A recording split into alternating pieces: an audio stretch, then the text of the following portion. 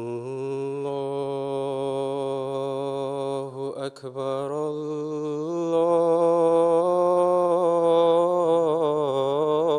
الله أكبر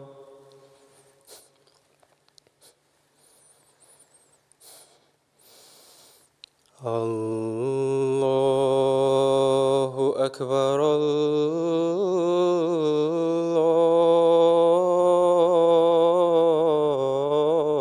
الله أكبر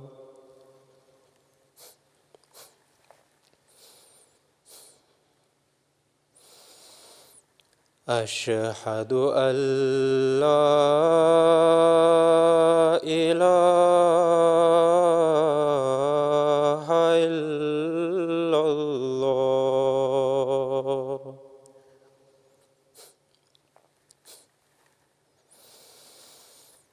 أشهد أن لا إله إلا الله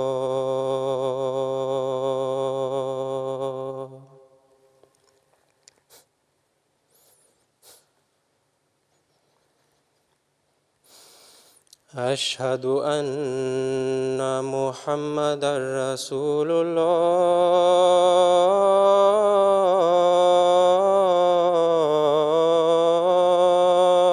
الله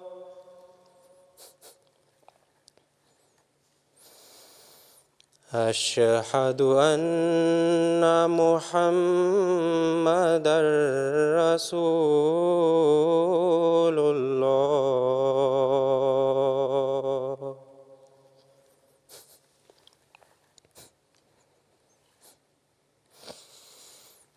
حي على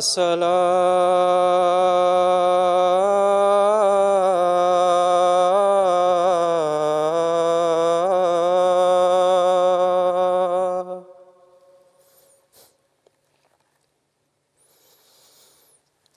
حي على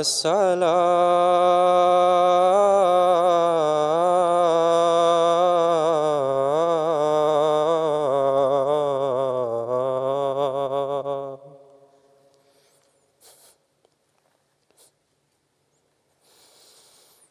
حي على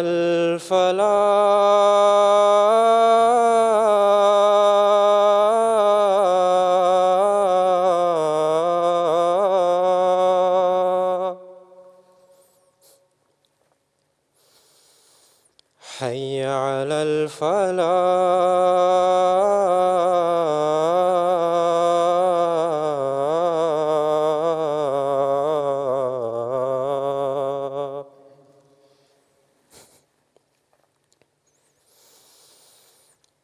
الله أكبر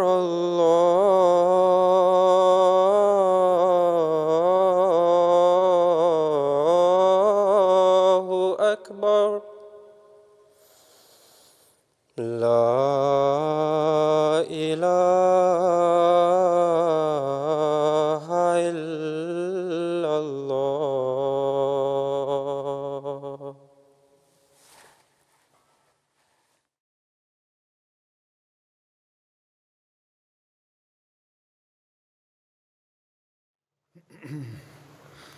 السلام علیکم ورحمۃ اللہ۔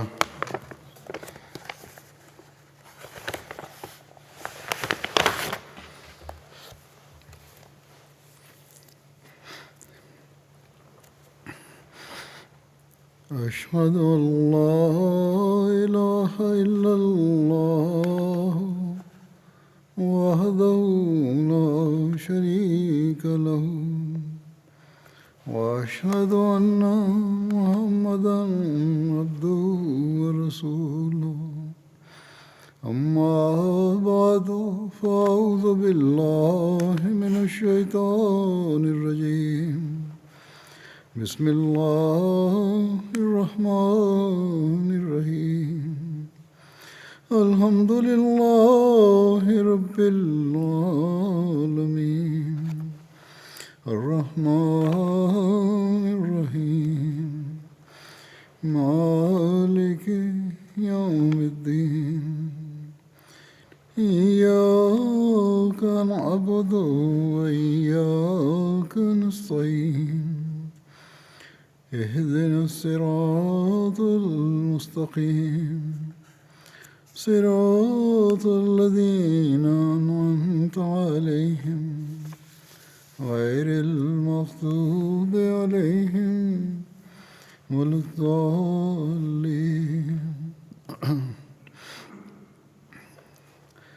حضرت عثمان رضی اللہ عنہ کا ذکر چل رہا ہے. حضرت عثمان نے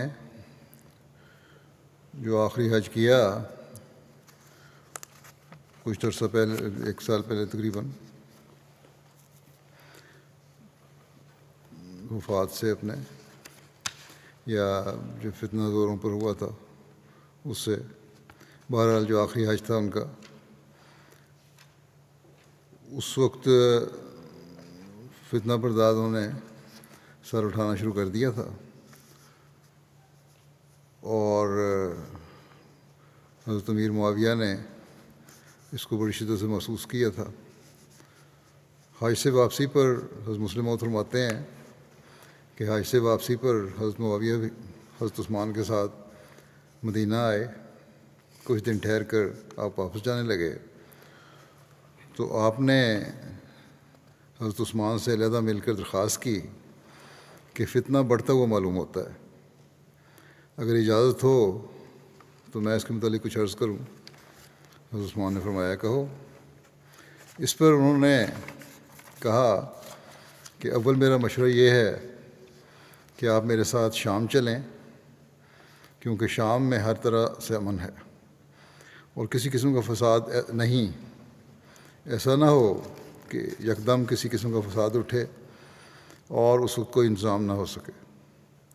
حضرت عثمان نے ان کو جواب دیا کہ میں رسول کریم صلی اللہ علیہ وسلم کی ہمسائیگی کو کسی صورت میں نہیں چھوڑ سکتا، خواہ جسم کی دھجیاں اڑا دی جائیں. حضرت معاویہ نے کہا پھر دوسرا مشورہ یہ ہے کہ آپ مجھے اجازت دیں کہ میں ایک دستہ شامی فوج کا آپ کی حفاظت کے لیے بھیج دوں. ان لوگوں کی موجودگی میں کوئی شخص شرارت نہیں کر سکے گا. حضرت عثمان نے جواب دیا کہ نہ میں عثمان کی جان کی حفاظت کے لیے اس قدر بوجھ بیت المال پر ڈال سکتا ہوں، اور نہ یہ پسند کرتا ہوں کہ مدینے کے لوگوں کو فوج رکھ کر تنگی میں ڈالوں. اس پر حضرت معاویہ نے عرض کی کہ پھر تیسری تجویز یہ ہے کہ صحابہ کی موجودگی میں لوگوں کو جرت ہے کہ اگر عثمان نہ رہے تو ان میں سے کسی کو آگے کھڑا کر دیں گے، ان لوگوں کو مختلف ملکوں میں پھیلا دیں. حضرت عثمان نے جواب دیا کہ یہ کیوں کر ہو سکتا ہے کہ جن لوگوں کو رسول کریم صلی اللہ علیہ وسلم نے جمع کیا ہے میں ان کو پراگندہ کر دوں، پھیلا دوں. اس پر معاویہ رو پڑے اور عرض کی کہ اگر ان تدابیر میں سے جو آپ کی حفاظت کے لیے میں نے پیش کی ہیں آپ کوئی بھی قبول نہیں کرتے تو اتنا تو کیجئے کہ لوگوں میں یہ اعلان کر دیں کہ اگر میری جان کو کوئی نقصان پہنچا تو معاویہ کو میرے قصاص کا حق ہوگا. شاید لوگ اس سے خوف کھا کر شرارت سے باز رہیں. حضرت عثمان نے جواب دیا کہ معاویہ جو ہونا ہے ہو کر رہے گا، میں ایسا نہیں کر سکتا کیونکہ آپ کی طبیعت سخت ہے. حضرت عثمان نے معاویہ کو کہا کہ آپ کی طبیعت سخت ہے، ایسا نہ ہو کہ آپ مسلمانوں پر سختی کریں. اس پر حضرت معاویہ روتے ہوئے آپ کے پاس سے اٹھے اور کہا کہ میں سمجھتا ہوں کہ شاید یہ آخری ملاقات ہو، اور باہر نکل کر صحابہ سے کہا اسلام کا دار و مدار آپ لوگوں پر ہے. حضرت عثمان اب بالکل ضعیف ہو گئے ہیں اور فتنہ بڑھ رہا ہے، آپ لوگ ان کی نگہداشت رکھیں. یہ کہہ کر معاویہ شام کی طرف روانہ ہو گئے.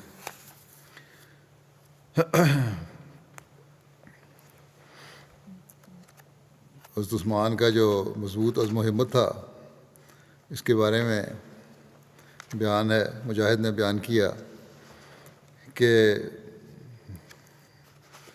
حضرت عثمان رضی اللہ عنہ نے اپنے گھر سے محاصرین کو جھانک کر فرمایا کہ اے میری قوم، مجھے قتل نہ کرو، کیونکہ میں حاکم وقت اور تمہارا مسلمان بھائی ہوں۔ بخدا میں نے ہمیشہ مقدور بھر اصلاح کرنے کی کوشش کی ہے، خواہ میرا موقف درست تھا یا مجھ سے کوئی خطا ہوئی۔ یاد رکھو، اگر تم نے مجھے قتل کیا تو تم لوگ کبھی بھی اکٹھے نماز نہ پڑھ سکو گے، اور نہ ہی کبھی اکٹھے جہاد کر سکو گے، اور نہ ہی اموال غنیمت کی تم میں منصفانہ تقسیم ہو سکے گی۔ راوی کہتے ہیں کہ جب محاصرہ کرنے والوں نے انکار کیا تو آپ نے فرمایا، میں تمہیں خدا کی قسم دے کر پوچھتا ہوں کہ کیا تم لوگوں نے امیر المومنین حضرت عمر کی وفات کے وقت، جب کہ تم سب متحد تھے اور سب دین اور حق پر قائم تھے، وہ دعا نہ کی تھی جو تم نے کی تھی، یعنی خلافت کے بارے میں؟ پھر کیا اب تم یہ کہنا چاہتے ہو کہ اللہ تعالیٰ نے تمہاری دعائیں قبول نہیں کیں؟ یا پھر یہ کہنا چاہتے ہو کہ اللہ تعالیٰ کو اب دین کی کوئی پرواہ نہیں رہی؟ یا پھر یہ کہنا چاہتے ہو کہ میں نے اس چیز یعنی خلافت کو تلوار کے زور سے یا غاصبانہ قبضے کے ذریعے حاصل کیا ہے اور مسلمانوں کے مشورے سے اسے حاصل نہیں کیا؟ یا پھر تمہارے خیال ہے کہ میری خلافت کے ابتدائی زمانے میں اللہ تعالیٰ میرے بارے میں وہ باتیں نہیں جانتا تھا جن کا اسے بعد میں پتہ چلا؟ یہ تو نہیں ہو سکتا، اللہ تعالیٰ سب جانتا ہے۔ اس پر بھی جب محاصرین نے آپ کی بات نہ مانی تو آپ نے دعا کی، یا اللہ تو انہیں اچھی طرح گن لے اور ان سب کو چن چن کر مارنا، اور ان سب میں سے کسی ایک کو بھی نہ چھوڑنا۔ مجاہد کہتے ہیں کہ اس فتنے میں جس نے بھی حصہ لیا اللہ تعالیٰ نے انہیں ہلاک کر دیا۔ ابو لیلہ کندی بیان کرتے ہیں کہ میں نے حضرت عثمان کو دیکھا جب کہ آپ معصور تھے۔ آپ نے ایک روشن دان سے جھانک کر فرمایا، اے لوگو، مجھے قتل نہ کرو، اور اگر میرا قصور ہے تو مجھے توبہ کا موقع دو۔ اللہ کی قسم، اگر تم نے مجھے قتل کر دیا تو پھر کبھی اکٹھے نماز نہیں پڑھ سکو گے، اور کبھی بھی متحد ہو کر دشمن کا مقابلہ نہ کر سکو گے، اور ضرور تم آپس میں اختلاف کرو گے، اور تم اس طرح الجھ کر رہ جاؤ گے۔ راوی کہتے ہیں آپ نے انگلیوں میں انگلیاں ڈال کر بتایا کہ ایسے۔ پھر آپ نے فرمایا، وَيَا قَوْمِ لَا يَجْرِمَنَّكُمْ شِقَاقِي أَن يُصِيبَكُم مِثْلُ مَا أَصَابَ قَوْمَ نُوحٍ أَوْ قَوْمَ هُودٍ أَوْ قَوْمَ صَالِحٍ وَمَا قَوْمُ لُوطٍ مِّنكُم بِبَعِيدٍ۔ اور اے میری قوم، میری دشمنی تمہیں ہرگز ایسی بات پر آمادہ نہ کرے کہ تمہیں بھی ویسی مصیبت پہنچے جیسے نوح کی قوم کو اور ہود کی قوم کو اور صالح کی قوم کو پہنچی تھی، اور لوط کی قوم بھی تم سے کچھ دور نہیں۔ اور حضرت عثمان رضی اللہ عنہ نے حضرت عبداللہ بن سلام کی طرف پیغام بھیجا۔ انہوں نے آ کر حضرت عثمان سے عرض کیا کہ آپ کی کیا رائے ہے یہ سب کچھ جو ہو رہا ہے اس میں؟ تو آپ نے یعنی حضرت عثمان نے فرمایا، لڑائی سے بچو، لڑائی سے بچو، کیونکہ یہ بات تمہارے حق میں بطور دلیل زیادہ مضبوط ہوگی۔ محمد بن سیرین نے بیان کیا کہ حضرت زید بن ثابت انصاری نے حضرت عثمان کی خدمت میں حاضر ہو کر عرض کیا کہ یہ انصار دروازے پر حاضر ہیں اور کہہ رہے ہیں کہ اگر آپ پسند فرمائیں تو ہم دوسری مرتبہ اللہ کے انصار بننے کو تیار ہیں۔ اس پر آپ حضرت عثمان نے فرمایا، نہیں، قتال ہرگز نہیں کرنا۔ حضرت ابو ہریرہ بیان کرتے ہیں کہ یوم الدار کو میں نے حضرت عثمان کے پاس حاضر ہو کر عرض کیا، اے امیر المومنین، اب تو تلوار اٹھانا ہی مناسب ہے۔ آپ نے فرمایا، اے ابو ہریرہ، کیا تم پسند کرو گے کہ تم تمام لوگوں کو اور مجھے بھی قتل کر دو؟ میں نے عرض کیا، نہیں۔ تو آپ نے فرمایا، خدا کی قسم، اگر تم نے ایک شخص کو بھی قتل کیا تو گویا سب لوگ قتل ہو گئے۔ حضرت ابو ہریرہ کہتے ہیں کہ میں پھر واپس آ گیا، اس لڑائی میں حصہ نہیں لیا۔ پہلے تو بیان ہو چکا ہے کہ انہوں نے کہا تھا کہ آج ہی لڑنے کا موقع ہے۔ حضرت عبداللہ بن زبیر نے بیان کیا کہ میں نے محاصرہ کے روز حضرت عثمان کی خدمت میں عرض کیا کہ اے امیر المومنین، ان لوگوں سے جنگ کیجیے، کیونکہ اللہ تعالیٰ نے آپ کے لیے ان سے جنگ کرنا جائز قرار دیا ہے۔ آپ نے فرمایا اللہ کی قسم میں ان سے کبھی بھی جنگ نہیں کروں گا۔ راوی کہتے ہیں کہ اس پر وہ لوگ آپ کے پاس گھر میں گھس آئے جبکہ آپ روزے سے تھے۔ حضرت عثمان نے اپنے گھر کے دروازے پر حضرت عبداللہ بن زبیر کو نگران مقرر فرمایا ہوا تھا۔ آپ نے فرمایا تھا کہ جو میری اطاعت کرنا چاہتا ہے وہ عبداللہ بن زبیر کی اطاعت کرے۔ حضرت عبداللہ بن زبیر کہتے ہیں کہ میں نے حضرت عثمان کی خدمت میں عرض کیا کہ اے امیر المومنین، یقیناً آپ کے پاس گھر میں آپ کی حفاظت کے لیے ایک گروہ ہے جسے اللہ کی تائید و نصرت حاصل ہے، اور وہ ان محاصرین کی نسبت تعداد میں کم ہیں، بس آپ مجھے باغیوں سے قتال کی اجازت دیں۔ تو آپ نے فرمایا میں تمہیں اللہ کی قسم دیتا ہوں، یا فرمایا میں تمہیں اللہ کے نام پر نصیحت کرتا ہوں کہ کوئی آدمی میری خاطر اپنا خون نہ بہائے یا میری خاطر کسی اور کا خون نہ بہائے۔ حضرت عثمان کی شہادت سے قبل کے فتنہ اور آپ کے واقعہ شہادت کا ذکر کرتے ہوئے جو بیان حضرت مسلم موعود رضی اللہ عنہ نے فرمایا ہے وہ اس طرح ہے۔ آپ لکھتے ہیں کہ چونکہ باغیوں کو فرماتے ہیں کہ چونکہ باغیوں کو بظاہر غلبہ حاصل ہو چکا تھا، انہوں نے آخری ہیلے کے طور پر پھر ایک شخص کو حضرت عثمان کی طرف بھیجا کہ وہ خلافت سے دستبردار ہو جائیں، کیونکہ وہ سمجھتے تھے کہ اگر خود دستبردار ہو جائیں گے تو مسلمانوں کو انہیں سزا دینے کا کوئی حق اور موقع نہ رہے گا، یعنی باغیوں کو پھر سزا دینے کا موقع نہیں ملے گا۔ حضرت عثمان کے پاس جو پیغامبر پہنچا تو آپ نے فرمایا کہ میں نے تو جاہلیت میں بھی بدیوں سے پرہیز کیا ہے اور اسلام میں بھی اس کے احکام کو نہیں توڑا، میں کیوں اور کس جرم میں اس عہدے کو چھوڑ دوں جو خدا تعالیٰ نے مجھے دیا ہے؟ میں تو اس قمیض کو کبھی نہیں اتاروں گا جو خدا تعالیٰ نے مجھے پہنائی ہے۔ وہ شخص یہ جواب سن کر واپس آ گیا اور اپنے ساتھیوں سے ان الفاظ میں آ کر مخاطب ہوا کہ خدا کی قسم ہم سخت مصیبت میں پھنس گئے ہیں، خدا کی قسم مسلمانوں کی گرفت سے اس عثمان کو قتل کرنے کے سوائے ہم بچ نہیں سکتے، کیونکہ اس صورت میں حکومت تہو بالا ہو جائے گی اور انتظام بگڑ جائے گا اور کوئی پوچھنے والا نہ ہوگا، اور اس کا قتل کرنا کسی طرح جائز نہیں یعنی حال تو یہی ہے لیکن قتل کرنا کسی طرح جائز نہیں۔ اس شخص کے یہ فکرات نہ صرف ان لوگوں کی گھبراہٹ پر دلالت کرتے ہیں بلکہ اس امر پر بھی دلالت کرتے ہیں کہ اس وقت تک بھی حضرت عثمان نے کوئی ایسی بات پیدا نہ ہونے دی تھی جسے یہ لوگ بطور بہانہ استعمال کر سکیں، اور ان کے دل محسوس کرتے تھے کہ حضرت عثمان کا قتل کسی صورت میں جائز نہیں۔ جب یہ لوگ حضرت عثمان کے قتل کا منصوبہ کر رہے تھے تو حضرت عبداللہ بن سلام جو بحالت کفر بھی اپنی قوم میں نہایت معزز تھے اور جن کو یہود اپنا سردار مانتے تھے اور عالم بے بدل جانتے تھے، تشریف لائے اور دروازے پر کھڑے ہو کر ان لوگوں کو نصیحت کرنی شروع کی اور حضرت عثمان کے قتل سے ان کو منع فرمایا کہ اے قوم، خدا کی تلوار کو اپنے اوپر نہ کھینچو، خدا کی قسم اگر تم نے تلوار کھینچی تو پھر اسے میان میں کرنے کا موقع نہ ملے گا، پھر ہمیشہ کھینچی رہے گی مسلمانوں میں تلوار، ہمیشہ مسلمانوں میں لڑائی جھگڑا ہی رہے گا۔ عقل کرو، آج تم پر حکومت صرف کوڑے کے ساتھ کی جاتی ہے، عموماً حدود شریعہ میں کوڑے کی سزا دی جاتی ہے، اور اگر تم نے اس شخص کو قتل کر دیا یعنی حضرت عثمان کو قتل کر دیا تو حکومت کا کام بغیر تلوار کے نہ چلے گا، یعنی چھوٹے چھوٹے جرموں میں پر بھی لوگوں کو قتل کیا جائے گا۔ یاد رکھو کہ اس وقت مدینے کے محافظ ملائکہ ہیں، اگر تم اس کو قتل کر دو گے تو ملائکہ مدینے کو چھوڑ جائیں گے۔ اس نصیحت سے ان لوگوں نے یہ فائدہ اٹھایا کہ عبداللہ بن سلام صحابی رسول کریم صلی اللہ علیہ وسلم کو دھتکار دیا اور ان کو پہلے دین کا طعنہ دے کر کہا کہ اے یہودن کے بیٹے، تجھے ان کاموں سے کیا تعلق؟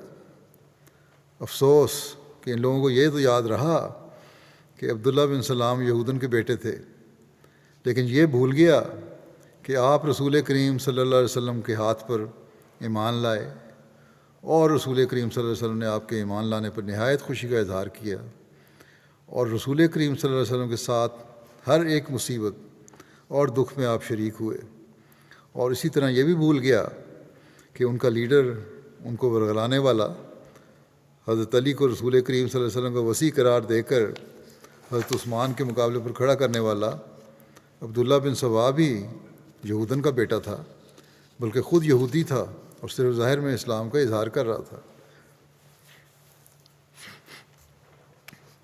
حضرت عبداللہ بن سلام تو ان لوگوں سے مایوس ہو کر چلے گئے یہ باتیں سن کے، اور ادھر ان لوگوں نے یہ دیکھ کر کہ دروازے کی طرف سے جا کر حضرت عثمان کو قتل کرنا مشکل ہے، کیونکہ اس طرف تھوڑے بہت جو لوگ بھی روکنے والے موجود ہیں وہ مرنے مارنے پر تلے ہوئے ہیں، یہ فیصلہ کیا کہ کسی ہمسائے کے گھر کی دیوار پھاند کر حضرت عثمان کو قتل کر دیا جائے۔ چنانچہ اس ارادے سے چند لوگ ایک ہمسائے کی دیوار پھاند کر آپ کے کمرے میں گھس گئے۔ جب اندر گھسے تو حضرت عثمان قرآن کریم پڑھ رہے تھے، اور جب سے کہ محاصرہ ہوا تھا رات اور دن آپ کو یہی شغل تھا کہ نماز پڑھتے یا قرآن کریم کی تلاوت کرتے، اور اس کے سوا اور کسی کام کی طرف توجہ نہ کرتے۔ اور ان دنوں میں صرف آپ نے ایک کام کیا، اور وہ یہ کہ ان لوگوں کے گھروں میں داخل ہونے سے پہلے آپ نے 2 آدمیوں کو خزانے کی حفاظت کے لیے مقرر کیا، کیونکہ جیسا کہ ثابت ہے اس دن رات کو رویا میں رسول کریم صلی اللہ علیہ وسلم آپ کو نظر آیا، حضرت عثمان کو نظر آیا خواب میں، اور فرمایا کہ عثمان آج شام کو روزہ ہمارے ساتھ کھولنا۔ اس رویا سے آپ کو یقین ہو گیا تھا کہ آج میں شہید ہو جاؤں گا، بس آپ نے اپنی ذمہ داری خیال کر کے 2 آدمیوں کو حکم دیا کہ وہ خزانے کے دروازے پر کھڑے ہو کر پہرا دیں، تاکہ شور و شر میں کوئی شخص خزانے کو لوٹنے کی کوشش نہ کرے۔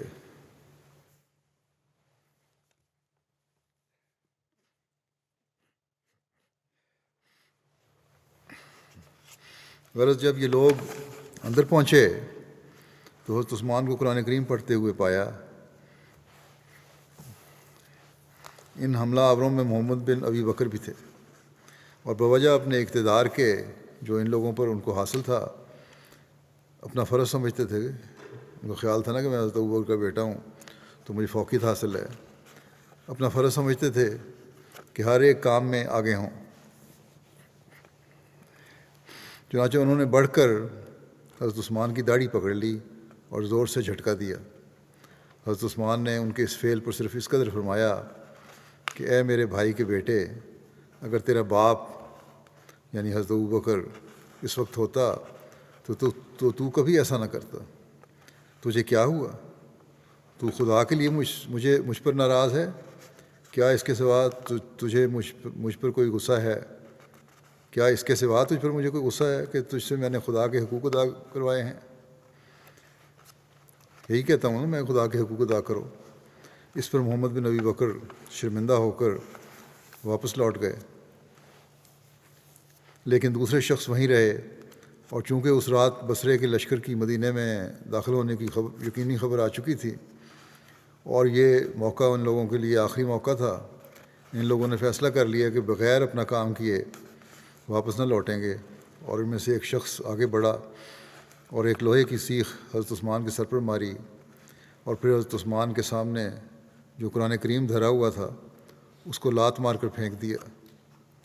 قرآن کریم لڑک کر حضرت عثمان کے پاس آ گیا، اور آپ کے سر پر سے خون کے قطرات گر کر اس پر آ پڑے۔ قرآن کریم کی بے ادبی تو کسی نے کیا کرنی ہے، مگر ان لوگوں کے تقویٰ اور دیانت کا پردہ اس واقعے سے اچھی طرح فاش ہو گیا۔ جس آیت پر آپ کا خون گرا وہ ایک زبردست پیش گوئی تھی، جو اپنے وقت پر جا کر اس چاند سے پوری ہوئی کہ سخت دل سے سخت دل آدمی نے اس کے خونی حروف کی جھلک کو دیکھ کر خوف سے اپنے آنکھیں بند کر لیں۔ وہ آیت یہ تھی، فَسَيَكْفِيكَهُمُ اللَّهُ وَهُوَ السَّمِيعُ الْعَلِيمُ، اللہ تعالیٰ ضرور ان سے تیرا بدلہ لے گا۔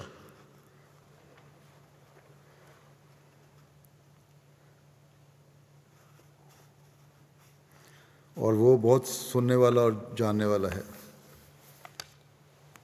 اس کے بعد ایک اور شخص سودان نامی آگے بڑھا، اور اس نے تلوار سے آپ پر حملہ کرنا چاہا۔ پہلا وار کیا تو آپ نے اپنا ہاتھ سے اس کو روکا، اور آپ کا ہاتھ کٹ گیا، اس پر آپ نے حضرت عثمان نے فرمایا کہ خدا تعالیٰ کی قسم، یہ وہ ہاتھ ہے جس نے سب سے پہلے قرآن کریم لکھا تھا۔ اس کے بعد پھر اس نے دوسرا وار کر کے آپ کو قتل کرنا چاہا تو آپ کی بیوی نائلہ وہاں آ گئیں اور اپنے آپ کو بیچ میں کھڑا کر دیا، مگر اس شقی نے ایک عورت پر وار کرنے سے بھی دریغ نہ کیا اور وار کر دیا، جس سے آپ کی بیوی کی انگلیاں کٹ گئیں اور وہ علیحدہ ہو گئیں۔ پھر اس نے ایک وار حضرت عثمان پر کیا اور آپ کو سخت زخمی کر دیا۔ اس کے بعد اس شقی نے یہ خیال کر کے کہ ابھی جان نہیں نکلی، شاید بچ جائیں، اسی وقت جب کہ زخموں کے صدموں سے آپ بے ہوش ہو چکے تھے اور شدت درد سے تڑپ رہے تھے، آپ کا گلا پکڑ کر گھونٹنا شروع کیا اور اس وقت تک آپ کا گلا نہیں چھوڑا جب تک آپ کی روح جس میں خاکی سے پرواز کر کے رسول کریم صلی اللہ علیہ وسلم کی دعوت کو لبیک کہتی ہوئی عالم بالا کو پرواز نہیں کر گئی۔ انا للہ و انا الیہ راجعون۔ پہلے حضرت عثمان کی بیوی اس نظارے کی ہیبت سے متاثر ہو کر بول نہ سکیں، لیکن آخر انہوں نے آواز دی اور وہ لوگ جو دروازے پر بیٹھے ہوئے تھے اندر کی طرف دوڑے، مگر اب مدد فضول تھی، جو کچھ ہونا تھا وہ ہو چکا تھا۔ حضرت عثمان کے ایک آزاد کردہ غلام نے سودان کے ہاتھ میں وہ خون آلود تلوار دیکھ کر جس نے حضرت عثمان کو شہید کیا تھا اس سے نہ رہا گیا اور اس نے آگے بڑھ کر اس شخص کا تلوار سے سر کاٹ دیا۔ اس پر اس کے ساتھیوں میں سے ایک شخص نے اس کو قتل کر دیا۔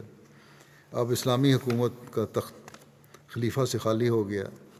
اہل مدینہ نے مزید کوشش فضول سمجھی اور ہر ایک اپنے اپنے گھر جا کر بیٹھ گیا۔ ان لوگوں نے حضرت عثمان کو مار کر گھر پر دستے تجدید دراز کرنا شروع کیا۔ حضرت عثمان کی بیوی نے چاہا کہ اس جگہ سے ہٹ جائیں، تو اس کے لوٹتے وقت ان میں سے ایک کم وقت نے اپنے ساتھیوں سے ان کے متعلق نہایت غلیظ الفاظ میں تبصرہ کیا۔ بے شک ایک حیادار آدمی کے لیے، خواہ وہ کسی مذہب کا پیرو کیوں نہ ہو، اس بات کو باور کرنا بھی مشکل ہے کہ ایسے وقت میں جب کہ رسول کریم صلی اللہ علیہ وسلم کے نہایت سابق قدیم ہی صحابی، آپ کے داماد، تمام اسلامی ممالک کے بادشاہ اور پھر خلیفہ وقت کو یہ لوگ ابھی مار کر فارغ ہوئے تھے، ایسے گندے خیالات کا ان لوگوں نے اظہار کیا ہو۔ لیکن ان لوگوں کی بے حیائی ایسی بڑھی ہوئی تھی کہ کسی قسم کی بدعمالی بھی ان سے بعید نہ تھی۔ یہ لوگ کسی نیک مدعا کو لے کر کھڑے نہیں ہوئے تھے، نہ ان کی جماعت نیک آدمیوں کی جماعت تھی۔ ان میں سے بعض عبداللہ بن سبا یہودی کے فریب خوردہ اور اس کی عجیب و غریب مخالف اسلام تعلیموں کے دلدادہ تھے۔ کچھ حد سے بڑھی ہوئی سوشلزم بلکہ بولشوزم کے فریفتہ تھے۔ کچھ سزا یافتہ مجرم تھے جو اپنے درینہ بغض کو نکالنا چاہتے تھے۔ کچھ لٹیرے اور ڈاکو تھے جو اس فتنے پر اپنی ترقیات کی راہ دیکھتے تھے۔ پس ان کی بے حیائی قابل تعجب نہیں، بلکہ یہ لوگ اگر ایسی حرکات نہ کرتے تب تعجب کا مقام تھا۔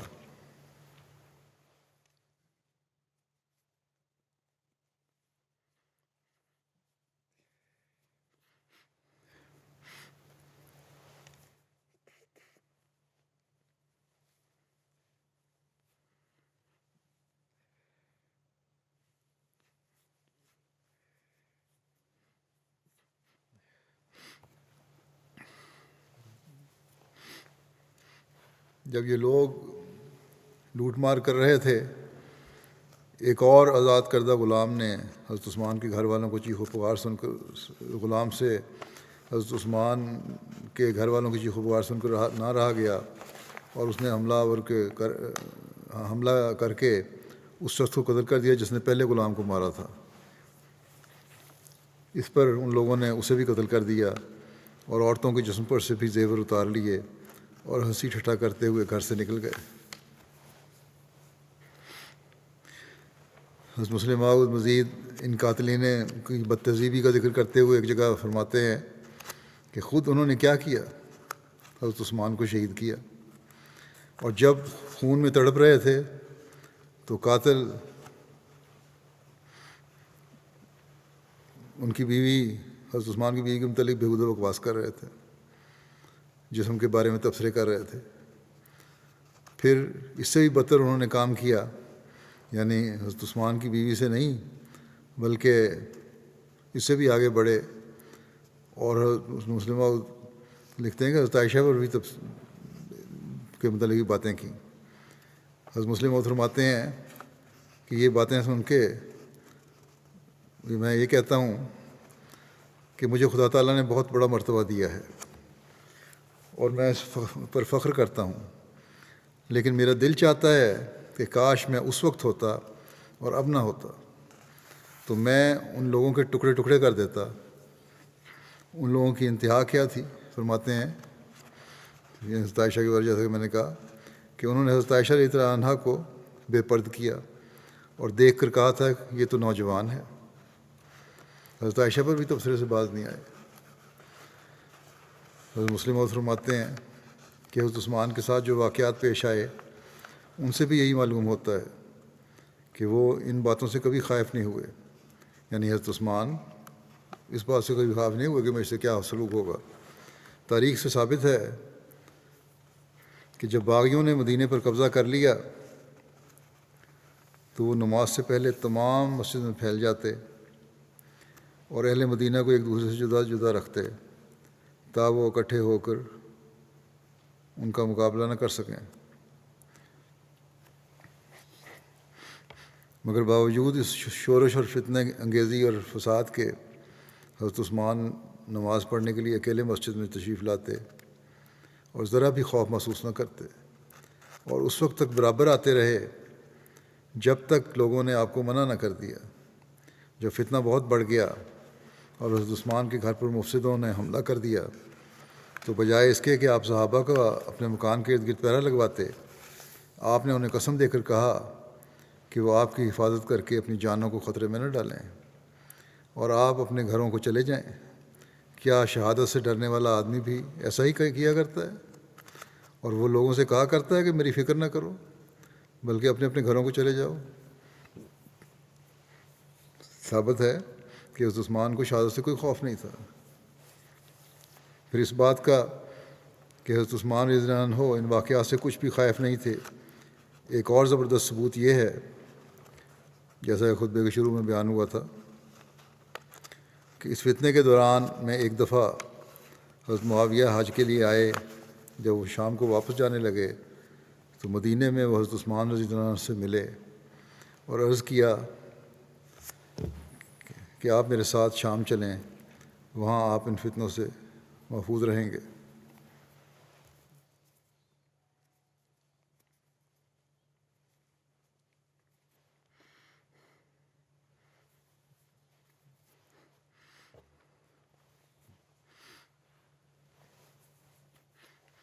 آپ نے فرمایا کہ معاویہ، میں رسول کریم صلی اللہ علیہ وسلم کی ہمسائیگی پر کسی چیز کو ترجیح نہیں دے سکتا. انہوں نے عرض کیا اگر آپ کو یہ بات منظور نہیں تو میں شامی سپاہیوں کا ایک لشکر آپ کی حفاظت کے لیے بھیج دیتا ہوں. حضرت عثمان نے فرمایا اپنی حفاظت کے لیے ایک لشکر رکھ کر مسلمانوں کے رزق میں کمی نہیں کرنا چاہتا. حضرت معاویہ نے عرض کیا کہ امیر المومنین، لوگ آپ کو دھوکے سے قتل کر دیں گے یا ممکن ہے کہ آپ کے خلاف وہ برسر جنگ ہو جائیں. حضرت عثمان نے فرمایا کہ مجھے اس کی پرواہ نہیں، میرے لیے میرا خدا کافی.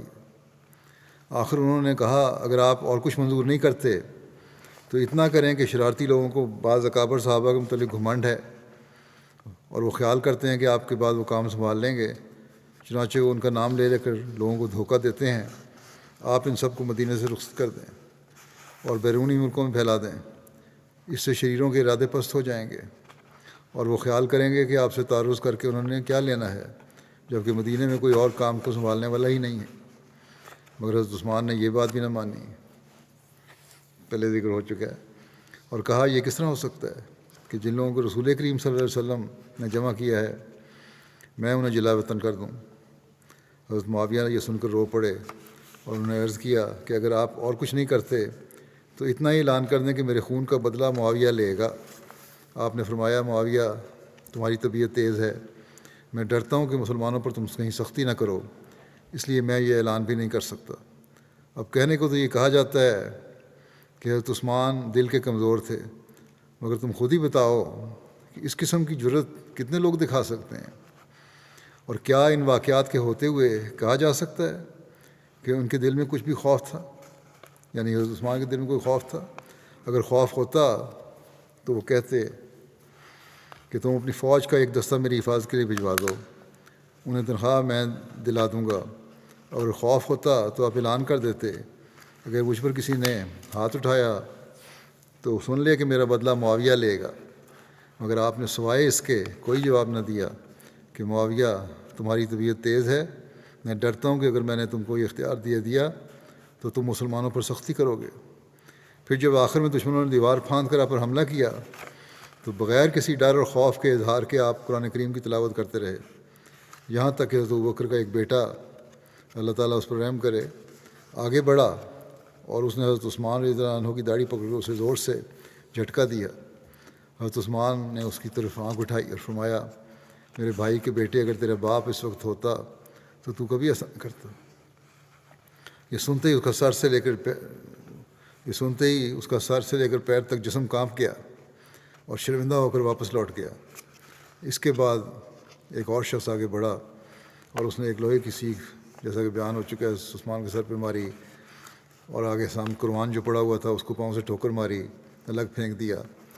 وہ ہٹا تو ایک اور شخص آگے آیا اور اس نے تلوار سے آپ کو شہید کر دیا۔ ان واقعات کو دیکھ کر کون کہہ سکتا ہے کہ حضرت عثمان رضی اللہ عنہ ان واقعات سے خائف تھے؟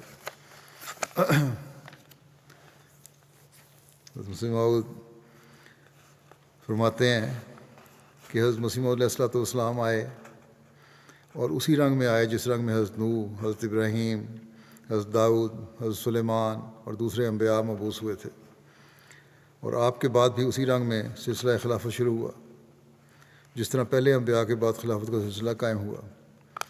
اگر ہم عقل کے ساتھ دیکھیں اور اس کی حقیقت کو پہچاننے کی کوشش کریں تو ہمیں معلوم ہوگا کہ یہ ایک عظیم الشان سلسلہ ہے، یعنی خلافت کا سلسلہ ایک عظیم الشان سلسلہ ہے۔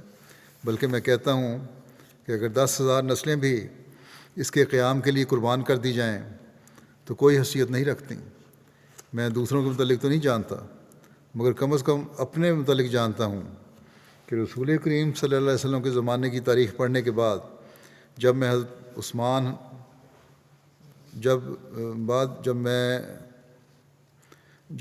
عثمان پر پڑی ہوئی مصیبتوں پر نظر کرتا ہوں اور دوسری طرف اس نور اور روحانیت کو دیکھتا ہوں جو رسول کریم صلی اللہ علیہ وسلم نے آ کر ان میں پیدا کی، تو میں کہتا ہوں کہ اگر دنیا میں میری 10,000 نسلیں پیدا ہونے والی ہوتیں اور وہ ساری کی ساری ایک ساتھ میں جمع کر کے قربان کر دی جاتیں تا وہ فتنہ ٹل سکتا، تو میں سمجھتا ہوں کہ یہ جوں دے کر ہاتھی خریدنے کا سودا ہے، یعنی بہت چھوٹی سی چیز دے کر، جوں تو ایک بڑا معمولی سا کیڑا ہے، اس کو وہ دے کے ہاتھی خریدنے کے سودے سے برابر ہے، سودے سے بھی یہ سستا ہے۔ در حقیقت ہمیں کسی چیز کی قیمت کا پتہ پیچھے لگتا ہے، بعد میں پتہ لگتا ہے کہ اس اصل قیمت کیا ہے۔ حضرت عثمان کی شہادت کے بعد پتہ لگا کہ خلافت کی اہمیت کیا ہے۔ حضرت مسلم موعود بیان فرماتے ہیں کہ حضرت عمر کے بعد تمام صحابہ رضی اللہ عنہم کی نظر مسند خلافت پر بیٹھنے کے لیے حضرت عثمان پر پڑی، اور آپ اکابر صحابہ کے مشورے سے اس کام کے لیے منتخب کیے گئے۔ آپ رسول کریم صلی اللہ علیہ وسلم کے داماد تھے، اور یکے بعد دیگرے حضرت صلی اللہ علیہ وسلم کی 2 بیٹیاں آپ سے ہی بیائی گئیں، اور جب دوسری لڑکی حضرت صلی اللہ علیہ وسلم کی فوت ہوئی تو آپ نے فرمایا کہ اگر میری کوئی اور بیٹی ہوتی تو میں اسے بھی حضرت عثمان سے بیاہ دیتا۔ اس سے معلوم ہوتا ہے کہ حضرت صلی اللہ علیہ وسلم کی نظر میں آپ کو خاص قدر و منزلت حاصل تھی۔ آپ اہل مکہ کی نظر میں بہت ممتاز حیثیت رکھتے، اور اس وقت ملک عرب کے حالات کے مطابق مالدار آدمی تھے۔ حضرت ابوبکر رضی اللہ عنہ نے اسلام اختیار کرنے کے بعد جن خاص لوگوں کو تبلیغ اسلام کے لیے منتخب کیا ان میں ایک حضرت عثمان بھی تھے، اور آپ پر حضرت ابوبکر کا گمان غلط نہیں گیا، بلکہ تھوڑے دنوں کی تبلیغ سے ہی آپ نے حضرت عثمان نے اسلام قبول کر لیا، اور اس طرح سابقون الاولون میں یعنی اسلام میں داخل ہونے والے اس پیشرو گروہ میں شامل ہوئے جن کی قرآن کریم نہایت قابل رشک الفاظ میں تعریف فرماتا ہے۔ عرب میں انہیں جس قدر عزت و توقیر حاصل تھی اس کا کسی قدر پتہ اس واقعے سے لگ سکتا ہے کہ جب رسول کریم صلی اللہ علیہ وسلم ایک رویا کی بنا پر مکہ تشریف لائے اور اہل مکہ نے بغض و کینہ سے اندھے ہو کر آپ کو عمرہ کرنے کی اجازت نہ دی، تو حضرت صلی اللہ علیہ وسلم نے تجویز فرمایا کہ کسی خاص معتبر شخص کو اہل مکہ کے پاس اس امر پر گفتگو کرنے کے لیے بھیجا جاوے، اور حضرت عمر کو اس کام کے لیے منتخب کیا۔ حضرت عمر نے جواب دیا کہ یا رسول اللہ، میں تو جانے کو تیار ہوں، مگر مکے میں اگر کوئی شخص ان سے گفتگو کر سکتا ہے تو وہ حضرت عثمان ہے، کیونکہ وہ لوگوں کو نظر میں خاص عزت رکھتا ہے۔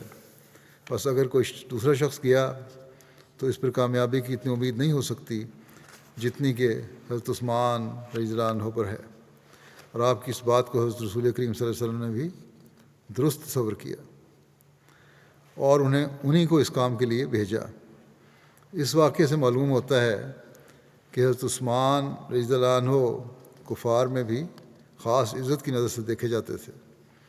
رسول کریم صلی اللہ علیہ وسلم آپ کو بہت احترام فرماتے تھے۔ ایک دفعہ آپ لیٹے ہوئے تھے کہ حضرت ابوبکر رضی اللہ عنہ تشریف لائے اور آپ اسی طرح لیٹے رہے۔ پھر حضرت عمر رضی اللہ عنہ تشریف لائے، تب بھی آپ اسی طرح لیٹے رہے۔ پھر حضرت عثمان رضی اللہ عنہ تشریف لائے تو آپ نے جھٹ اپنے کپڑے سمیٹ کر درست کر لیے اور فرمایا حضرت عثمان کی طبیعت میں حیا بہت ہے، اس لیے میں اس کے احساسات کا خیال کر کے ایسا کرتا ہوں۔ آپ ان شاذ آدمیوں میں سے ایک ہیں، یعنی حضرت عثمان ان شاذ آدمیوں میں سے ایک ہیں جنہوں نے اسلام کے قبول کرنے سے پہلے بھی کبھی شراب کو منہ نہیں لگایا اور زنا کے نزدیک نہیں گئے، اور یہ ایسی خوبیاں ہیں جو عرب کے ملک میں جہاں شراب کا پینا فخر اور زنا ایک روزمرہ کا شغل سمجھا جاتا تھا، اسلام سے پہلے چند گنتی کے آدمیوں سے زیادہ لوگوں میں نہیں پائی جاتی تھی۔ غرض آپ کوئی معمولی آدمی نہ تھے، نہایت اعلیٰ درجے کے اخلاق آپ میں پائے جاتے تھے، دنیاوی وجاہت کے لحاظ سے آپ نہایت ممتاز تھے، اسلام میں سبقت رکھتے تھے۔ حضرت صلی اللہ علیہ وسلم آپ پر نہایت خوش تھے، اور حضرت عمر نے آپ کو ان 6 آدمیوں میں سے ایک قرار دیا جو حضرت رسول کریم صلی اللہ علیہ وسلم کی وفات کے وقت تک آپ کے اعلیٰ درجے کی خوشنودی کو حاصل کیے رہے، اور پھر آپ عشرہ مبشرہ میں سے ایک فرد ہیں، یعنی ان 10 آدمیوں میں سے ایک جن کی نسبت رسول کریم صلی اللہ علیہ وسلم نے جنت کی بشارت دی تھی۔ حضرت عثمان کی شہادت کے دن کے بارے میں کہا جاتا ہے کہ حضرت عثمان 17 یا 18 ذوالحجہ 35 ہجری کو جمعہ کے دن شہید کیے گئے۔ ابو عثمان نہدی کے مطابق حضرت عثمان کی شہادت ایام تشریق کے وسط میں ہوئی، یعنی 12 ذوالحجہ کو، جبکہ ابن اسحاق کے مطابق حضرت عثمان کا واقعہ شہادت حضرت عمر کے واقعہ شہادت کے 11 سال 11 ماہ اور 22 دن کے بعد ہوا، جبکہ رسول اللہ صلی اللہ علیہ وسلم کی وفات کے 25 سال بعد ہوا۔ ایک دوسری روایت میں ہے کہ عبداللہ بن عمر بن عثمان بیان کرتے ہیں کہ حضرت عثمان نے بروز جمعہ 18 ذوالحجہ 36 ہجری میں نماز عصر کے بعد 82 سال کی عمر میں شہادت پائی۔ آپ شہادت کے وقت روزے سے تھے۔ ابو معاشر کے نزدیک شہادت کے وقت آپ کی عمر 75 سال تھی۔ حضرت عثمان کی تجہیز تکفین کے بارے میں بیان ہے کہ نیار بن مکرم نے کہا کہ ہفتے کی رات مغرب اور عشاء کے درمیان حضرت عثمان کی میت کو ہم 4 اشخاص نے اٹھایا، یعنی میں اور جبیر بن مطعم اور حکیم بن حزام اور ابو جہم بن حذیفہ۔ حضرت جبیر بن مطعم نے آپ کی نماز جنازہ پڑھائی۔ معاویہ نے اس بات کی تصدیق کی، یہی 4 آپ کی قبر میں اترے تھے۔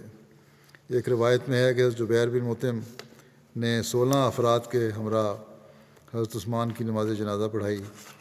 علامہ ابن سعد کا قول ہے کہ پہلی روایت زیادہ درست ہے، یعنی 4 آدمیوں والی، جس میں ذکر ہے کہ 4 افراد نے آپ کو نماز جنازہ ادا کی تھی۔ عبداللہ بن عمر بن عثمان بیان کرتے ہیں کہ حضرت عثمان کو ہفتے کی رات مغرب اور عشاء کے درمیان حش کوکب میں دفن کیا گیا۔ ربی بن مالک اپنے والد سے روایت کرتے ہیں کہ لوگوں کی یہ آرزو تھی کہ وہ اپنے مردوں کو حش کوکب میں دفن کیا کریں۔ حش جو ہے چھوٹے باغ کو کہتے ہیں، اور کوکب ایک انصاری کا نام تھا جس کا یہ باغ تھا۔ یہ جنت البقیع کے بالکل قریب ہی ایک جگہ تھی۔ حضرت عثمان بن عفان کہا کرتے تھے کہ عنقریب ایک مرد صالح وفات پائے گا اور اسے وہاں دفن کیا جائے گا، یعنی حش کوکب میں دفن کیا جائے گا، اور لوگ اس کی پیروی کریں گے۔ مالک بن ابو عامر بیان کرتے ہیں کہ حضرت عثمان پہلے شخص تھے جو وہاں دفن کیے گئے۔ حضرت عثمان کی تدفین کے حوالے سے ایک روایت یہ بھی ملتی ہے کہ مفسدین نے 3 روز تک مفسدین اور باغیوں نے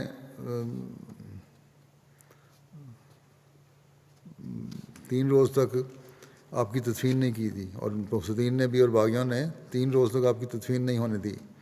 چنانچہ تاریخ طبری میں مذکور ہے کہ ابو بشیر عابدی نے بیان کیا کہ حضرت عثمان کی نعش 3 دن تک بے گور و کفن رہی اور ان کی تدفین نہ ہونے دی گئی۔ پھر حضرت حکیم بن حزام اور حضرت جبیر بن معتم نے حضرت علی سے حضرت عثمان کی تدفین کی بابت بات کی، وہ حضرت عثمان کے اہل سے ان کی تدفین کی اجازت طلب کریں۔ چنانچہ حضرت علی نے ایسا کیا اور انہوں نے حضرت علی کو اجازت دے دی۔ جب ان لوگوں نے یعنی مفسدین نے یہ بات سنی تو وہ پتھر لے کر راستے میں بیٹھ گئے اور حضرت عثمان کے جنازے کے ساتھ ان کے اہل میں سے چند لوگ ساتھ نکلے۔ وہ لوگ مدینے میں ایک احاطے میں جانا چاہتے تھے جسے حش کوکب کہتے تھے۔ یہود وہاں اپنے مردے دفن کیا کرتے تھے۔ جب حضرت عثمان کا جنازہ باہر آیا تو ان لوگوں نے آپ کی چرپائی پر پتھر مارے اور آپ کو گرانے کی کوشش کی۔ جب یہ بات حضرت علی تک پہنچی تو انہوں نے ان لوگوں کی طرف پیغام بھجوایا اور کہا کہ وہ ایسا کرنے سے باز آ جائیں۔ اس پر وہ لوگ باز آ گئے۔ جنازہ چلا یہاں تک حضرت عثمان کو حش کوکب میں دفن کر دیا گیا۔ جب امیر معاویہ لوگوں پر غالب آ گئے تو انہوں نے حکم دیا کہ اس احاطے کی دیوار کو گرا دیا جائے یہاں تک کہ وہ بقیع یعنی قبرستان جو تھا اس میں شامل ہو جائے، اور انہوں نے لوگوں کو حکم دیا کہ وہ اپنے وفات یافتگان کو حضرت عثمان کی قبر کے ارد گرد دفن کریں یہاں تک کہ وہ احاطہ مسلمانوں کی قبروں کے ساتھ جا ملا۔ بعض کتب تاریخ میں یہ بھی بیان ہے اس جگہ کو حضرت عثمان نے خود خرید کر جنت البقیع میں شامل کر دیا تھا۔ بہرحال ابھی کچھ ذکر شاید مزید چلے گا، تھوڑا سا رہ گیا ہے، آئندہ انشاءاللہ۔ اس وقت میں آج کچھ جنازے بھی پڑھانے ہیں، ان کا ذکر کر دیتا ہوں۔ پہلا ذکر ہے مولوی محمد ادریس تیرو صاحب مبلغ سلسلہ ایوری کوسٹ کا، جو 27-28 فروری کی درمیانی شب مختصر علاج کے بعد وفات پا گئے۔ انا للہ و انا الیہ راجعون۔ آئیوری کوسٹ کے شہری تھے آپ، اور ابتدائی تعلیم کے بعد یہ برکینا فاسو چلے گئے۔ دنیاوی تعلیم کے ساتھ عربی زبان میں مہارت حاصل کی۔ 60 کی دہائی میں انہوں نے قبول احمدیت کیا۔ 1983 میں اپنی دلی خوشی کے ساتھ پاکستان گئے، جہاں جامعہ احمدیہ ربوہ میں تعلیم حاصل کرنے کے بعد آئیوری کوسٹ میں بطور مبلغ خدمت سلسلہ کی توفیق پائی۔ گانا اور پھر برکینا فاسو میں خدمت پہ جا لانے کے بعد ستمبر 2007 سے دوبارہ آئیوری کوسٹ میں خدمت کی توفیق پا رہے تھے، مرحوم موسی سے۔ تو جو پاکستان کا واقعہ بھی انہوں نے جو بیان کیا ہے وہ بھی بڑا دلچسپ ہے۔ ان کے پاس جو جمع پونجی تھی انہوں نے اس کے سے جہاز کا ٹکٹ خریدا اور پاکستان پہنچ گئے اور کسی کو اطلاع نہیں کی، نہ جماعت آئیوری کوسٹ کو اطلاع، نہ پاکستان میں کسی کو اطلاع۔ وہاں پہنچے، ایئرپورٹ سے باہر نکلے، بڑے فکر مند تھے، تو دیکھا کہ ایک شخص ہے، اس کے پاس گئے، بلکہ وہ خود ہی شخص ان کے پاس آیا اور پوچھا کہ آپ کہاں سے آئے ہیں، کہاں جانا ہے۔ اب انگلش ان کو آتی نہیں تھی، اردو بھی نہیں آتی تھی، عربی کے ایک آدھ فقرے میں بات ہوئی۔ تو بہرحال وہ لے کے آ گیا احمدیہ ہال میں، لے آیا۔ پھر تو اس نے بتایا، اس شخص نے، کہ میری بیوی نے رات خواب دیکھی تھی کہ ایک غیر ملکی مہمان آ رہا ہے اور آپ اس کو لے کر آئے ہیں۔ اس لیے وہ کہتے تھے یہ اس وجہ سے میں ایئرپورٹ آ گیا تھا، جب میں نے دیکھا کہ جہاز پہ صرف آپ ہی اترے ہیں اور پریشان باہر کھڑے ہیں، تو میں سمجھا یہی وہ مہمان ہے جو میری بیوی کو خواب میں نظر آیا تھا۔ چنانچہ اللہ تعالیٰ نے اس طرح ان کا انتظام کر دیا، اور اس واقعے کو بڑا سناتے تھے اور کہا کرتے تھے کہ دعا میں کرتا رہا سارے راستے میں بھی اور اس وقت بھی، اور دعا کا یہ معجزہ ہے کہ اللہ تعالیٰ نے میرا انتظام کر دیا، اور ایک رات پہلے اس احمدی شخص کی بیوی کو بھی کراچی میں خواب دکھا دی کہ میں آ رہا ہوں. اس طرح ان کا انتظام ہو گیا اور پھر وہ احمدیہ ہال پہنچے، اس کے بعد روا پہنچے. بہرحال بڑے ایک دعا کو بزرگ تھے. قیوم پاشا صاحب جو مشنری انچارج آئیوری کوسٹ نے کہتے ہیں کہ برکینا فاسو میں بھی ہم نے 3 سال اکٹھے کام کیا، پھر آئیوری کوسٹ میں بھی کام کا اکٹھے کا موقع ملا. جماعت سے اور مسیح موعود علیہ الصلوۃ والسلام سے بھی ہم پناہ محبت رکھنے والے تھے، بہت فدائی تھے، عبادت گزار تھے، سخی دل انسان تھے، لوگوں کی بہت مدد کرتے تھے. بچوں کو اپنے گھر میں رکھ کر ان کی تعلیم اور دوسرے اخراجات اٹھائے. دین کی تبلیغ میں ہمیشہ پیش رہتے تھے. مہمان نوازی بھی ان کا خاص شیوا ان کی پہچان تھی. تبلیغ کرنے کا انداز بھی بہت اچھا تھا اور بہت علم بھی تھا. لوگ ان کا انداز پسند کرتے تھے. جہاں تبلیغ کے لیے بیٹھتے لوگ ان کے ارد گرد جمع ہو جاتے. تہجد گزار، سچی خوابیں دیکھنے والے شخص تھے، بے نفس وجود تھے.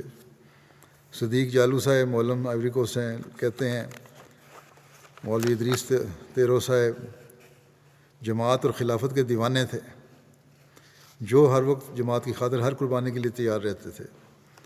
کہتے ہیں میں آئیوری کوسٹ میں ان سے زیادہ جماعت سے محبت کرنے والا، میں نے آئیوری کوسٹ میں ان سے زیادہ جماعت سے محبت کرنے والا کوئی شخص نہیں دیکھا. جب ان سے پوچھا جاتا کہ آپ کی نیشنلٹی کیا ہے، جو جواب دیا کرتے تھے کہ نہ میں افریقن ہوں، نہ میں یورپین ہوں، نہ کوئی اور. میری نیشنلٹی، میری پہچان، میری قوم احمدیت ہے. آئیوری کوسٹ کے اولین احمدیوں میں سے تھے. باسس صاحب مبلغ آئیوری کوسٹ لکھتے ہیں ہمیشہ خلافت سے وابستہ رہنے کی تلقین کرتے اور کہا کرتے تھے کہ میں نے جو بھی فیض پایا خلافت کی بدولت ہی پایا. علمی لحاظ سے بہت بلند پایا انسان تھے. جولا جو ان کی مادری زبان تھی، اس کے علاوہ فرینچ، عربی، اردو پر بھی کافی عبور حاصل تھا. علم کلام کے ماہر اور مناظر تھے. وہابی علماء کے ساتھ مناظرے کیا کرتے تھے. ایک احمدی بھائی عبداللہ صاحب نے سان پیدرو میں ہونے والے ایک مناظرے کا واقعہ سنایا کہ وہابیوں کی مسجد میں پہنچے اور مناظرے کے لیے طے ہوا کہ صرف قرآن کریم سے دلائل دیے جائیں گے. صبح 8 سے لے کے شام 6 بجے تک مسلسل مناظرہ جاری رہا، جس کے دوران صرف نماز کا وقفہ کیا گیا. اس دوران مولوی صاحب نے ایسے دلائل مخالف مولوی صاحب کو دیے جس کا وہ کوئی رد پیش نہ کر سکا، اور اپنی شکست تسلیم کی اور احمدیت کو اس مناظرے میں فتح نصیب ہوئی. پھر لکھتے ہیں کہ ان کی حیثیت لائبریری جیسی تھی. تبلیغ کے لیے میدان میں آپ کو حوالہ جات زبانی یاد ہوتے تھے، پھر وہ چاہے اردو میں ہوں یا عربی میں یا فرینچ میں، کسی بھی زبان میں بھی ہو حوالہ فوراً سنا دیا کرتے تھے. دعا کو ہمیشہ اپنا حربہ بناتے تھے اور سب کو دعا کرنے کی نصیحت بھی کیا کرتے تھے. ان کی ایک بیٹی اور 4 بیٹیاں اور ایک بیٹا ہے. اللہ تعالیٰ ان بچوں کو بھی نظام سے تعلق میں فعال کرے اور ان کی خواہشات کے مطابق ان کو نظام کا حصہ بنائے. کچھ زیادہ تعلق اتنا نہیں ہے، لیکن اللہ تعالیٰ فضل فرمائے. اللہ تعالیٰ ان سے بھی مغفرت و رحم کا سلوک فرمائے، درجات بلند کرے. دوسرا جو جنازہ ہے وہ مکرمہ امینہ نائگا کارے صاحب کا ہے. تو جو محمد علی کائرے صاحب جو امیر مشنری انچارج یوگنڈا کی اہلیہ تھیں،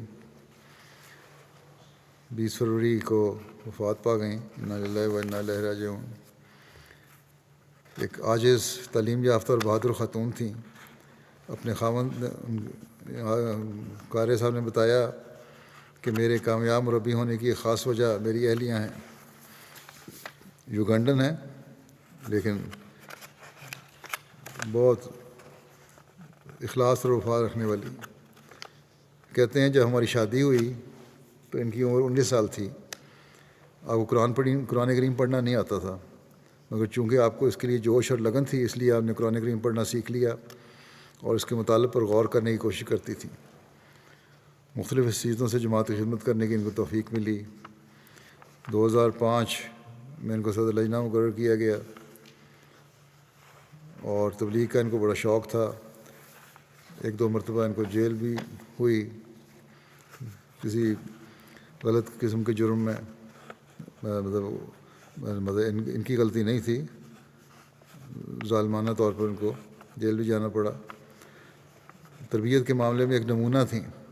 اپنی بڑی بہادری سے غیر جماعت بڑی بہادری سے غیر جماعت کے اعتراضات کے جواب دیتی تھیں. آپ کی بیٹی بتاتی ہیں کہ ہر حالت میں خاص صحت مند ہوں یا بیمار ہمیشہ نماز کی پابند رہتی تھیں. ہر سال ماہ رمضان میں اعتکاف بیٹھتی تھیں. ذاتی اعتراضات کو برداشت کرتی تھیں مگر مذہب کے بارے میں کچھ برداشت نہ کرتی تھیں.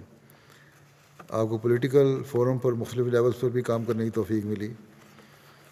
مرحومہ موسیہ تھیں. عثمان میں میاں کے علاوہ 6 بچے اور شامل ہیں جن میں سے 2 بیٹے مشنری ہیں. اگلا جنازہ ہے ذکر مکرم نوئی کزک صاحب شام کا، جو 10 دسمبر کو ان کی وفات ہوئی 48 سال کی عمر میں. انا للہ و انا الیہ راجعون. مرحوم کے خاندان میں احمدیت 1928 میں آئی جب حضرت مولانا جلال الدین شمس صاحب دمشق سے حیفا تشریف لے گئے تھے.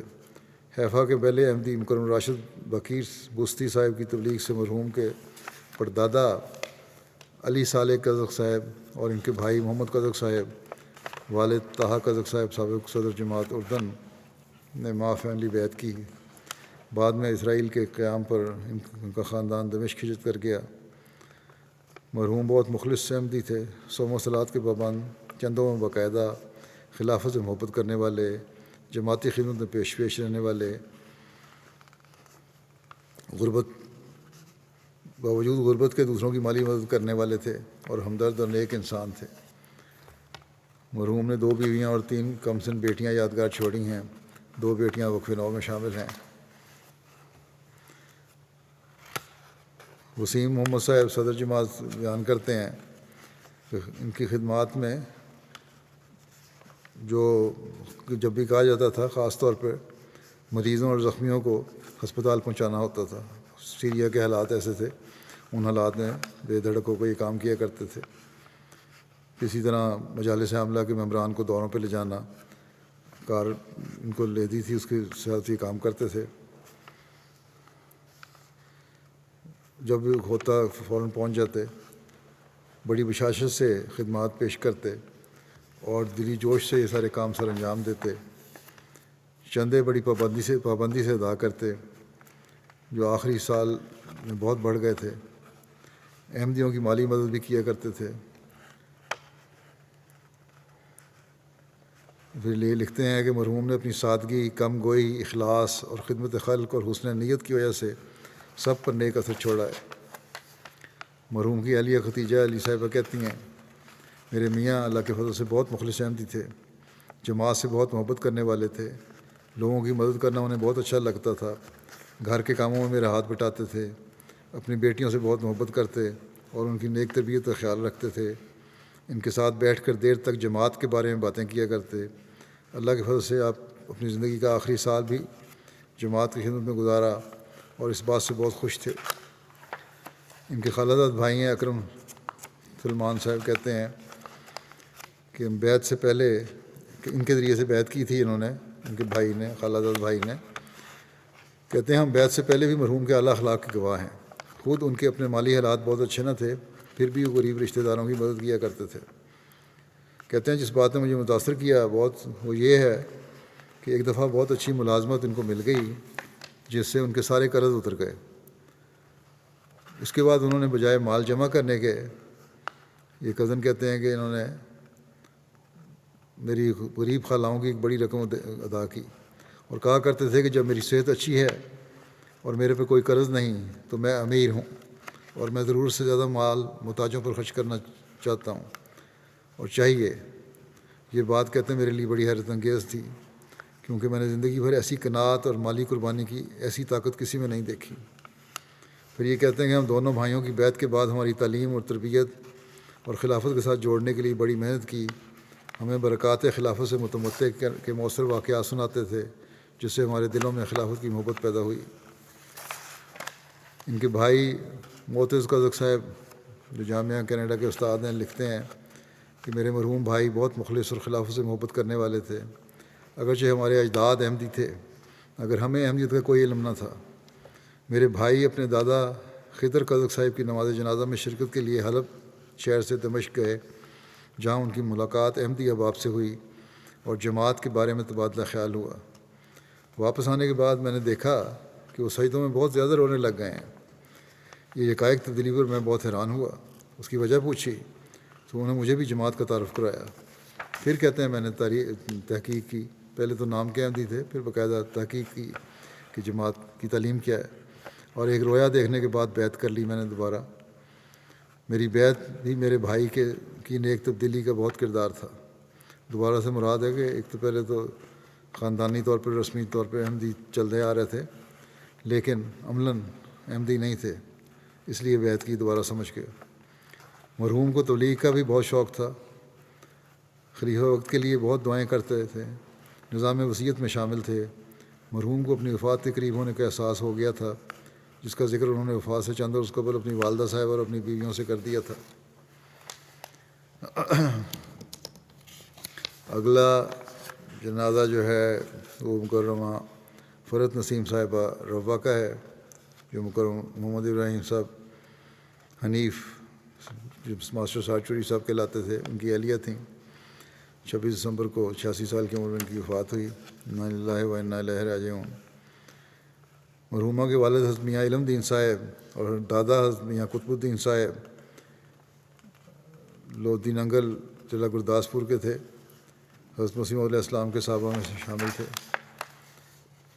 آپ بے شمار خوبیوں کی مالک تھیں، صوم و صلات کی پابند، تہجد گزار، صابرہ و شاکرہ، دعا گو، سادہ مزاج، غریب پرور، خلافت سے والہانہ عقیدت رکھنے والی نیک مخلص خاتون تھیں۔ مالی تحریکات میں بڑھ چڑھ کر حصہ لیتی تھیں۔ متعدد بار مختلف تحریکات میں اپنا زیور پیش کرنے کی بھی توفیق پائی۔ مرحومہ موسیہ تھیں۔ عثمان گان میں 3 بیٹے اور 3 بیٹیاں اور متعدد نواسے نواسیاں اور پوتے پوتیاں شامل ہیں۔ ان کے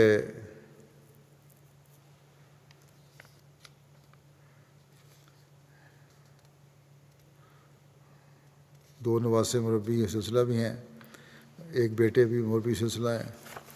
اللہ تعالیٰ مرحومہ سے مغفرت اور رحم کا سلوک فرمائے، ان سب مرحومین سے مغفرت اور رحم کا سلوک فرمائے اور ان سب کے درجات بلند فرمائے۔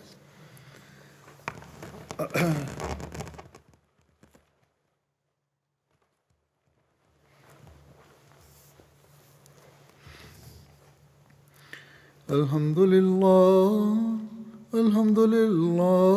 نحمدہ ونستعینہ ونستغفرہ ونؤمن بہ ونتوکل علیہ ونعوذ باللہ من شرور انفسنا ومن سیئات اعمالنا من یہدہ اللہ فلا مضل لہ ومن يضلل فلا هادي له ونشهد أن لا إله إلا الله ونشهد أن محمدا عبده ورسوله عباد الله رحمكم الله إن الله يأمر بالعدل والإحسان وإيتاء ذي القربى وينهى عن الفحشاء والمنكر والبغي يعظكم لعلكم تذكرون اذكروا الله يذكركم وادعوه يستجب لكم ولذكر الله أكبر